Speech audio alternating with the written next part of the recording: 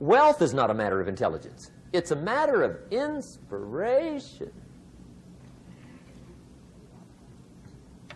Today, Robert happens to be one of my millionaire friends. Bobby's rich.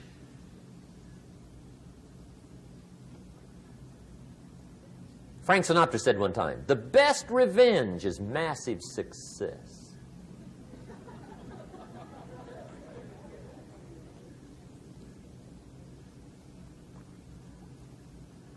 Hey, get you a long enough list of reasons so that after tonight you never lack for inspiration. You might not have all the answers right away, but you can get the answers if you can get the reasons. Now, let me give you a little simple formula for goal setting. Okay? We take 2.5 hours on the weekend for the whole 10-year plan. We don't have time for that tonight. But let me get you started with a little simple formula Mr. Schoaf gave me. And maybe this will be helpful. First of all, I've divided goals into two parts. First is long range.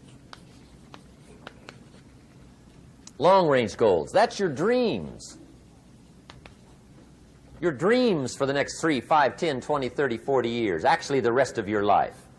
Your dreams. You've got to keep dreaming.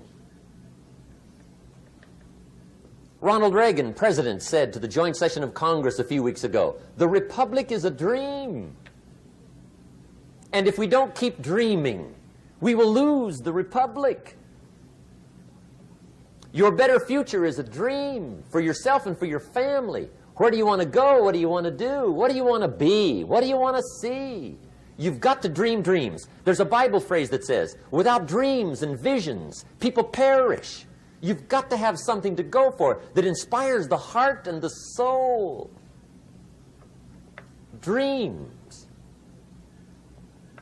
From the children of Sanchez, it says, take the crumbs from starving soldiers, they won't die. Take the bread from hungry children, they won't cry. But without dreams, we all will die. You've got to dream. Don't lose your dreams for yourself, for your future, for your family. The dreams of love and enterprise and travel and doing things, becoming something unique on your journey here. Don't lose your dreams. Do some dreaming. That's long-range goals. You've got to have those. So that's number one. Here's the second part of goals, short range. Short-range goals. That's your goals for tomorrow, this week, this month, this year, the immediate future. We call these confidence builders. Because if you set up something short-range, go for it, get it, latch onto it, work hard, accomplish it. That starts building your strong feelings to go for your dreams. Now, I've divided goals into 3 categories. Here they are.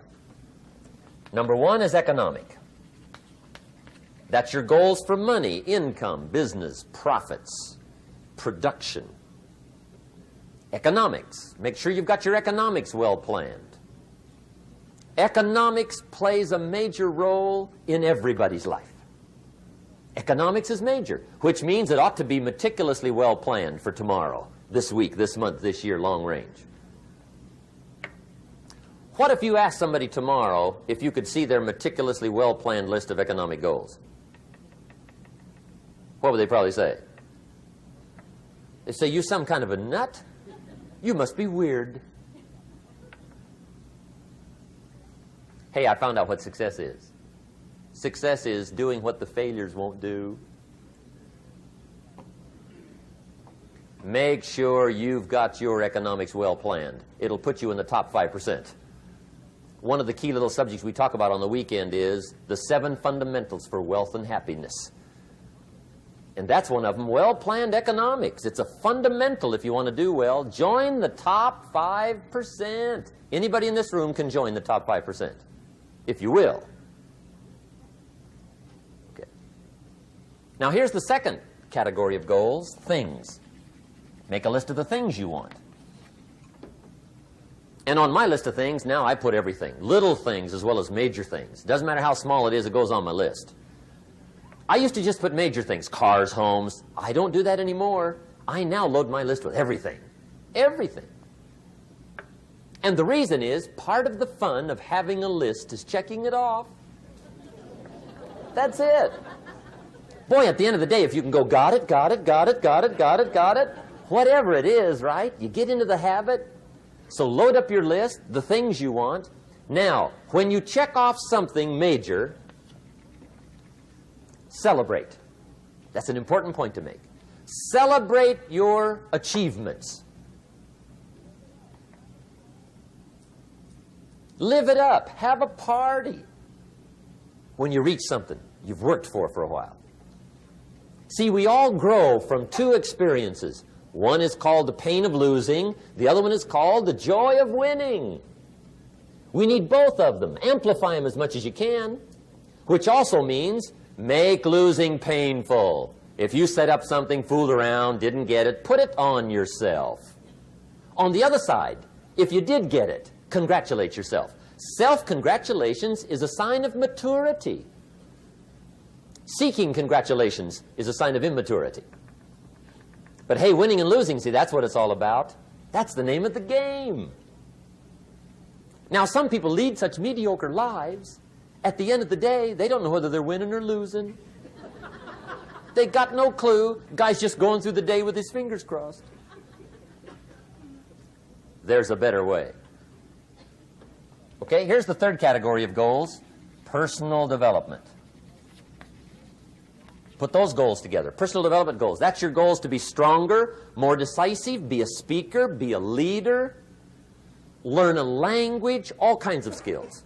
Okay? The whole weekend seminar was designed to improve all your skills so that you walk away more skillful. And that's what you want, the personal development skills. That's what attracts, that's what brings good things to your life, the person you become more skillful.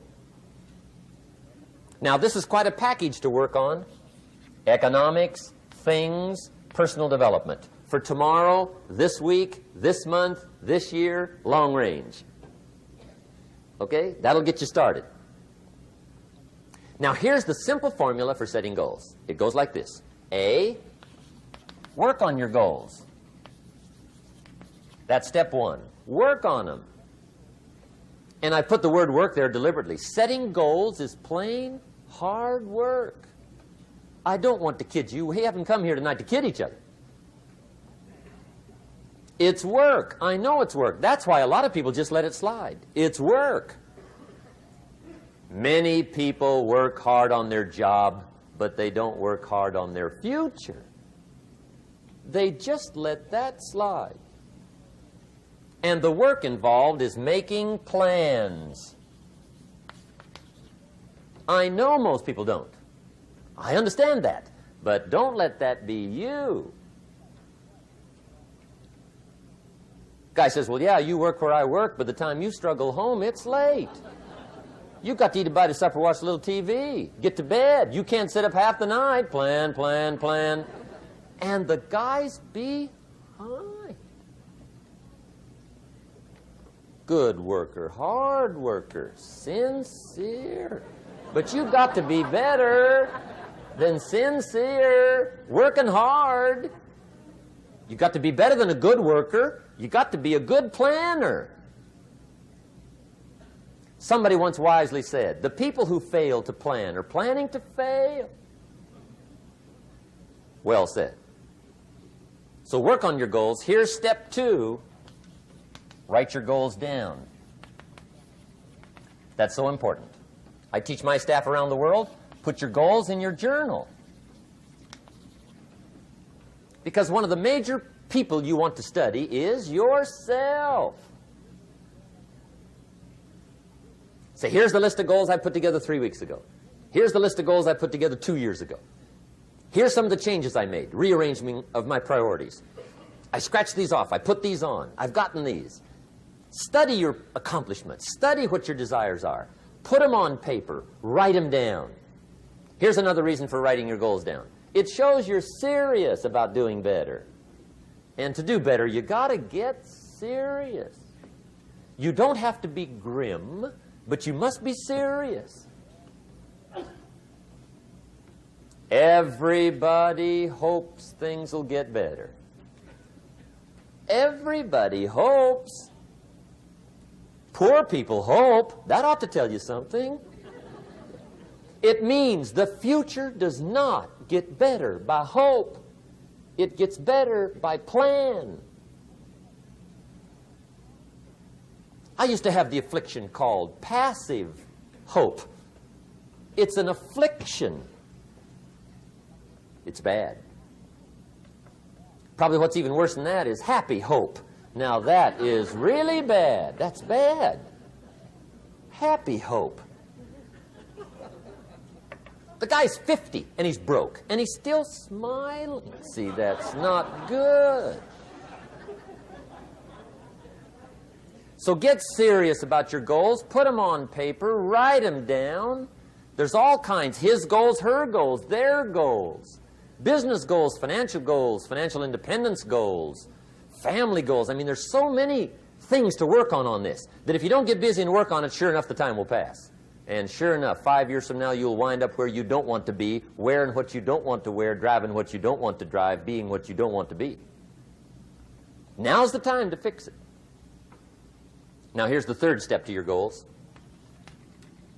Check the size of your goals and the kinds of goals. How big they are, what kind they are, affects you. And here's one of the important phrases of the evening.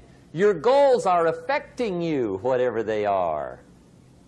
Your goals affect your handshake. Your goals affect your attitude, personality. Your goals affect the way you walk, the way you talk, the way you dress. All day long, we're being affected by our goals. Now, some people have goals, but they have such lousy goals. The effect is bad. I asked a guy one time, what are your goals for this month? The guy said, look, if I could just scrape up enough money to pay these lousy bills. That was his goal. I'm not saying it isn't a goal. It's a goal, but it's such a lousy goal, the effect is bad. You don't jump out of bed on Monday morning and say, oh boy, another chance to go out and scrape up the money to pay my lousy bills. See, you don't do that. Usually you say, oh, not another Monday.